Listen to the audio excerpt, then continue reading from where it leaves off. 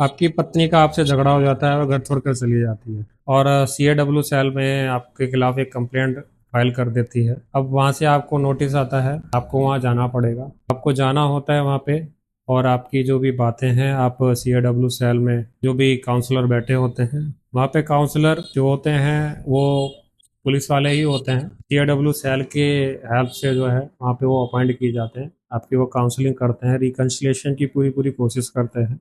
वहाँ पे advocates allow नहीं होते हैं। अगर उनको लगता है CAW सेल वाले को कि अगर एडवोकेट्स को बुला के अगर इनका रिकन्सिलिएशन हो सकता है तो वो बुला लेते हैं, अगर उनको लगता नहीं है तो वो नहीं बुलाते हैं। रिकन्सिलिएशन मतलब कि आपका जो भी वैवाहिक जीवन है वो दोबारा से शुरू हो जाए और आप जैसे पहले रह रहे थे वैसे ही रहना आपको शुरू हो जाए। वो पूरा प्रयास करते हैं कि आपके बीच में जो भी विवाद है वो पूरा सुलझ जाए, आप कॉम्प्रोमाइज कर लें, रिकन्सिलिएशन आपका हो जाए। आपकी वो सारी बातें सुनेंगे, पति की तरफ से भी पत्नी की तरफ से भी। अगर आपकी बातें आपके सामने जो भी रखी गई हैं, उनके सामने जो भी रखी गई हैं, आप उनसे सहमत नहीं हैं, आप एक दूसरे के ऊपर एलिगेशन लगाते हैं, सारी बातें आपकी सुनी जाती हैं। अगर आपकी जो भी बातें हैं वो वहाँ पे अगर आपको लगता है वो ठीक नहीं है तो आपको वो मीडिएशन में भेज देते हैं। मीडिएशन में आपका फाइनल होता है कि आपको साथ रहना है नहीं रहना है। अगर रहना है तो भी वहाँ कोशिश की जाती है कि आपका रिकन्सिलिएशन हो जाए।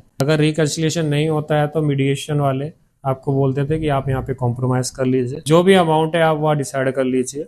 अगर आप यहाँ रेडी हैं तो आपका वहाँ कॉम्प्रोमाइज जो है वो हो जाता है। अगर आपका कॉम्प्रोमाइज नहीं होता है तो कोशिश की जाती है कि लड़की की तरफ से कि आपके खिलाफ 498 दहेज की प्रताड़ना का आपके खिलाफ FIR की जाए। उसके बाद ही आपके खिलाफ जो है FIR होती है, उससे पहले आपके खिलाफ FIR नहीं होती है। अगर आपका कॉम्प्रोमाइज हो जाता है तो आपका कॉम्प्रोमाइज होके उसमें जो भी सेटलमेंट के जो भी पॉइंट्स हैं वो लिख जाते हैं, आपको वो सारे पढ़ने होते हैं। अगर आपका कॉम्प्रोमाइज नहीं होता है तो आपके खिलाफ 498A दहेज उत्पीड़न की जो भी FIR है वो लिख जाती है।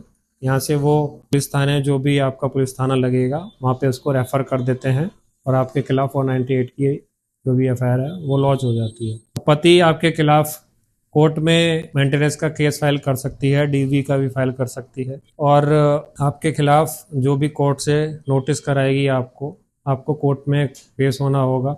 अगर आप कोर्ट में पेश नहीं होते हैं तो वो कोर्ट जो है आपके खिलाफ जो है एक्स पार्टी ऑर्डर कर देती है, मेंटेनेंस के केस में भी कर सकती है और DV के केस में भी कर सकती है। आपको ये समन जो है वो अवॉइड नहीं करने चाहिए। आपको समन जैसे ही मिलते हैं आप अपने वकील साहब से बातचीत करें, और जो भी आपको समन के साथ कॉपी आती है आप अपने वकील साहब को दें।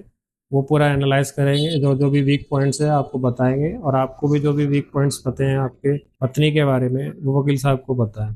कोई भी चीज़ आपको वकील साहब से नहीं सुनानी है। और अगर आपको पता है कि आपकी पत्नी अर्निंग कर रही है, अगर आपके पास एविडेंस है तो आप उसको वकील साहब को दीजिए, वह कोर्ट में पेश करेंगे। अगर आपके पास नहीं है कोई भी अर्निंग के एविडेंस तो आप उसको कलेक्ट कर सकते हैं किसी की हेल्प के द्वारा, या आप खुद भी कर सकते हैं। अगर आपके पास कोई भी पुराने उनके डॉक्यूमेंट्स पड़े हो एजुकेशन के तो आप उसको कोर्ट में फाइल कर सकते हैं। कोर्ट को बता सकते हैं कि ये कैपेबल है अर्निंग करने में, ये जानबूझ के अर्निंग नहीं करती है, और ये पहले अर्निंग करी थी अब इसने जानबूझ के छोड़ दी है, और मेरे से मेंटेनेंस मांग रही है, मेरे को बहुत परेशान करती है और मेरे को गाली देती है। जो भी आपके खिलाफ आपकी पत्नी ने जो भी कृत्य किया होगा आप कोर्ट में जाके उसको सब बता सकते हैं। अगर CAW सेल में आपका रिकन्सिलिएशन हो जाता है तो आपको वहीं जो भी मैटर होगा वो वहीं क्लोज कर दिया जाएगा। अगर नहीं होता है तो आपका जो भी मैटर है वो 498 के FIR के रूप में बदल जाता है, और आपके खिलाफ जो है एक क्रिमिनल प्रोसीडिंग शुरू हो जाती है। अब आपको जो भी केस में आपके वकील साहब आपको बताते हैं वो आपको करना होगा। जो जो भी चीज़ आपके वकील साहब आपसे मंगाएं वो आपको उनको देनी होगी। अगर वो आप नहीं दे पाए तो वो केस आपके खिलाफ जा सकता है। जो जो भी एविडेंस आपको आपकी पत्नी के खिलाफ मिले वो सब आपको कलेक्ट करना चाहिए, जैसे कि वो कोई अर्निंग करती है या फिर आपको कोई क्रुअल्टी आपके खिलाफ कर रखी है उसने, तो आप उसके जो भी एविडेंस आपने इकट्ठे कर रखे हैं वो सब आपके वकील साहब को दें। और जो भी केस आपके खिलाफ होते हैं आपको उसमें अपीयर होना चाहिए। जो जो भी चीज़ें उस पे कोर्ट में होती हैं वो आपको पता लगेगी। अगर कोई चीज़ रह जाती है तो आप अपने वकील साहब को वो तुरंत बात बता सकते हैं। अगर आप अपियर नहीं होते हैं तो जो प्रोसीडिंग होती है आपको नहीं पता होगा कि प्रोसीडिंग में क्या चल रहा होता है। अगर उसमें से कोई भी नेगेटिव चीज़ आपके हाथ में आ रही होती है तो आप तुरंत उसको वकील साहब को बताएं। वकील साहब जज साहब को बताएंगे तो आपका वो केस में कुछ रिलीफ आपको मिल सकता है। अगर पत्नी आपके खिलाफ डीवी का केस फाइल करती है और आप जानबूझ के उसको अवॉइड करते हैं नोटिस को, तो ये आप बहुत बड़ी गलती कर रहे हैं। कोर्ट आपका वेट नहीं करेगी, कोर्ट आपको एक्स पार्टी कर देगी और उसमें नुकसान होता है हमारा। अगर हमको समन मिल गए हैं, हमने रिसीव कर लिए हैं, ड्यूली रिसीव हमको हो गए हैं, प्रॉपर चैनल के थ्रू रिसीव हो गए हैं, तो हमको कोर्ट में जाना चाहिए। जो भी कोर्ट की प्रोसीडिंग है वो सब को फेस करनी चाहिए। अगर हम नहीं करते हैं, हम जानबूझ के नहीं जाते हैं, तो वो हमारे खिलाफ जाएगी फ्यूचर में, फिर उसका कोई भी रिलीफ हमको नहीं मिलने वाला है और ये हमारे लिए बहुत बड़ा सेटबैक होगा। वो भी जो हमारे खिलाफ ऑर्डर होगा उसको हम ठीक नहीं करा पाएंगे। हम सोचते हैं कि हम कोर्ट में जाएं, नहीं जाएंगे तो हमारे खिलाफ कोई भी एक्शन नहीं होने वाला है। ऐसा बिल्कुल भी नहीं है।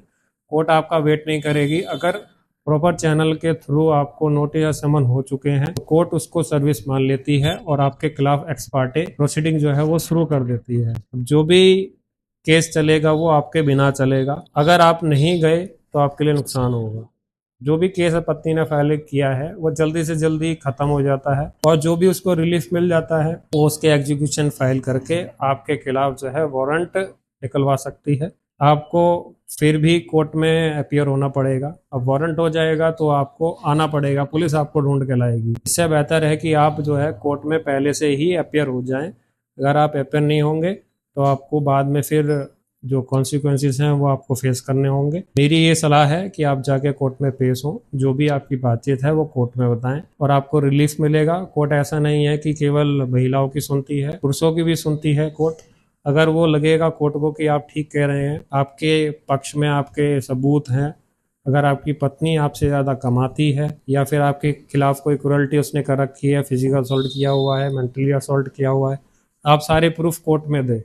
कोर्ट को बताएं कि मैं पहले से ही पीड़ित हूँ, यह जो लेडी है यह मेरे को बहुत परेशान करती है और ये झूठ बोलकर इसने सारे फैक्ट्स जो हैं छुपाकर कोर्ट में जो केस फाइल किया हुआ है, मैं आपको सारे सबूत देता हूँ। ये मेरे फाइल के साथ सारे सबूत लगे हुए हैं, आप अपने वकील साहब को दें। हर चीज, छोटी से छोटी चीजें भी आप उनको बताएं। अगर आपका कोई पुत्र है या पुत्री है आपकी शादी से और वो माइनर है तो आपको उसका खर्चा देना पड़ेगा, आप उसके खर्चे से नहीं बच सकते। और जो भी खर्चा आपकी पत्नी के खिलाफ हुआ है